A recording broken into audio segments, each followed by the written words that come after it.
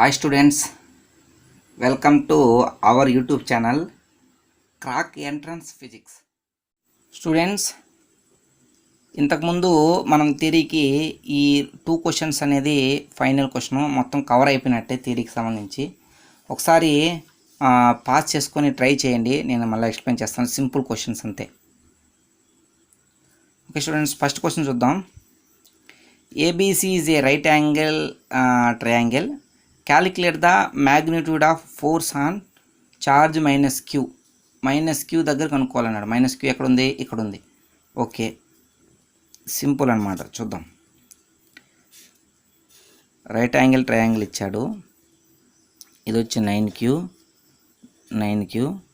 ఇక్కడ వచ్చి minus Q, ఇక్కడ వచ్చి 16Q. వాడు ఫోర్స్ ఎక్కడ కనుక్కోమన్నాడు? ఇక్కడ కనుక్కోమన్నాడు.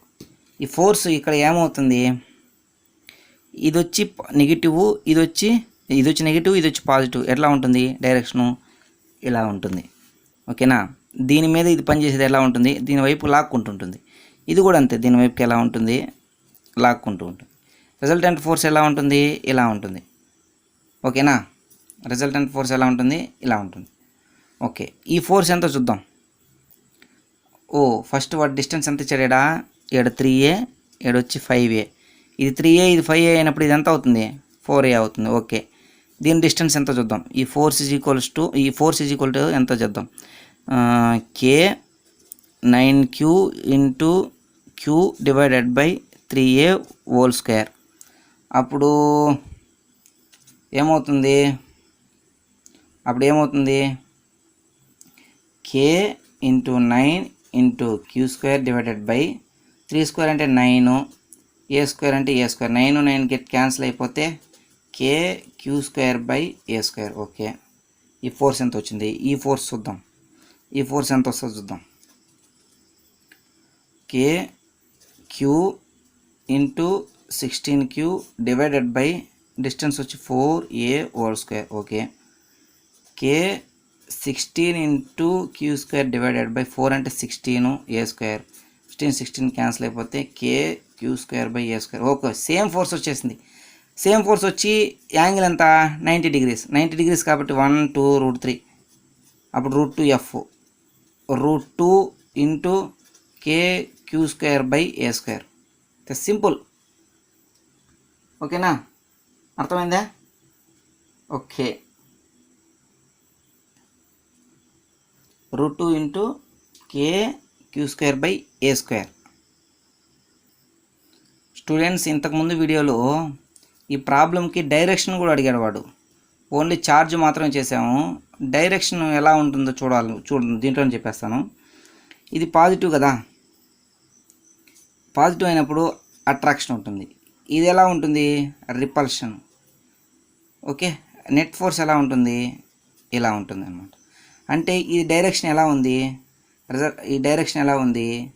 Parallel to AC. Parallel to AC. Okay, దీని యొక్క డైరెక్షన్ ఎలా ఉంది? B పాయింట్ వద్ద ప్యారలల్ టు AC లైన్ అనమాట. Parallel to AC line. Okay, simple. ఇంతకుముందు చెప్పలేదు నేను, అందుకని ఇప్పుడు చెప్పాను. ఓకే, ఈ క్వశ్చన్ అయిపోయిందా? తర్వాత సెకండ్ క్వశ్చన్ చూద్దాం. సెకండ్ క్వశ్చన్ మీరు చేశారని అనుకుంటున్నాను. ఓకే, సెకండ్ క్వశ్చన్ ఏంది? కొంచెం క్రిటికల్. చూడండి, మీరు చేయగలుగుతారు. ఒక్కసారి ట్రై చేయండి, ఒకసారి. Okay, charge Q of mass M revolves around a point charge Q. Okay, point charge Q ఇచ్చాడు. Q of mass M, charge Q of mass M అనేది రివాల్వ్ అవుతుంది, దీని చుట్టూ రివాల్వ్ అవుతుంది. ఓకే, ఎందువల్ల? డ్యూ టు ఎలక్ట్రోస్టాటిక్ అట్రాక్షన్ వల్ల ఏమవుతుంది? అది తిరుగుతూ ఉంది. Show that it's period of revolution is given by T square. Okay, time period ఎంత అని కనుక్కోమన్నాడు వాడు. Okay, simple. మనము ఒక్కసారి ఒక లాజిక్ ఉపయోగించి మనం చేద్దాం. ఎలక్ట్రోస్టాటిక్ అట్రాక్షన్ వల్ల ఏమవుతుందన్నాడు వాడు? అట్రాక్షన్ అవుతుందని చెప్పాడు వాడు. అవునా?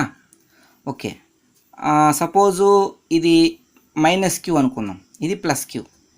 ఎలక్ట్రోస్టాటిక్ అట్రాక్షన్ వల్ల ఏమవుతుందంటే ఇది తిరుగుతూ ఉందని చెప్పాడు. అయితే మనకు కనబడకుండా ఇంకో ఫోర్స్ కూడా ఉంటుంది, అది సెంట్రిఫ్యూగల్ ఫోర్స్ అనేది ఇలా ఉంటుంది. సెంట్రిఫ్యూగల్ ఫోర్స్ ఇలా ఉంటుంది. ఈ సెంట్రిఫ్యూగల్ ఫోర్సు అలాగే ఈ ఎలక్ట్రోస్టాటిక్ అట్రాక్షన్ ఫోర్సు ఈక్వల్ అయినప్పుడు మాత్రమే అది ఇలా సర్కిల్లో తిరుగుతుంది. ఓకేనా? Force of electrostatic is equal to force of centrifugal force అనమాట.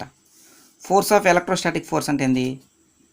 కే capital Q small Q divided by R square is equal to centrifugal force వచ్చి ఎంవి స్క్వేర్ బై ఆర్ అంటే క్యాపిటల్ ఆర్. ఒక ఆర్కి ఒక ఆర్ క్యాన్సిల్ అయిపోతుంది.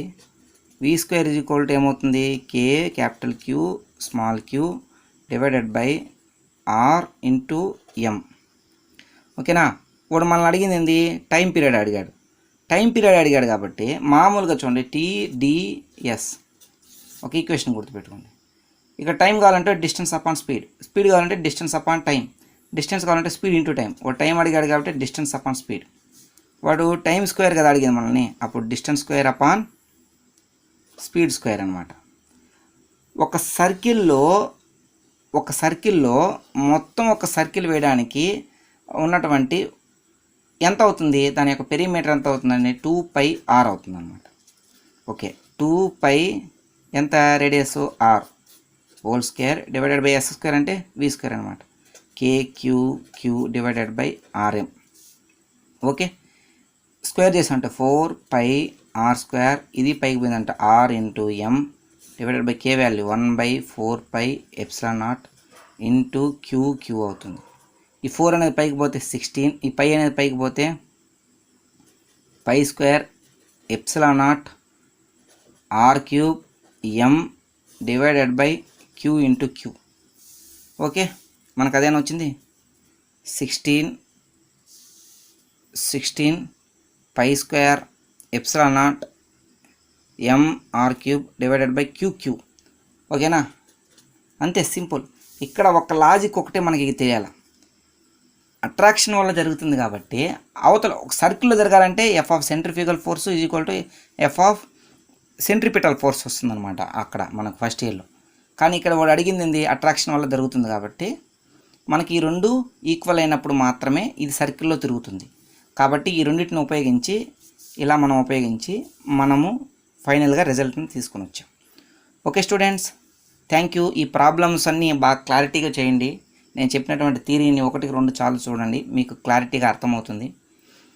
ఇంకా తర్వాత videos మనము ఎలక్ట్రిక్ ఫీల్డ్ ఎలా ఉంటుందో డిస్కస్ చేద్దాం. Okay students, thank you very much.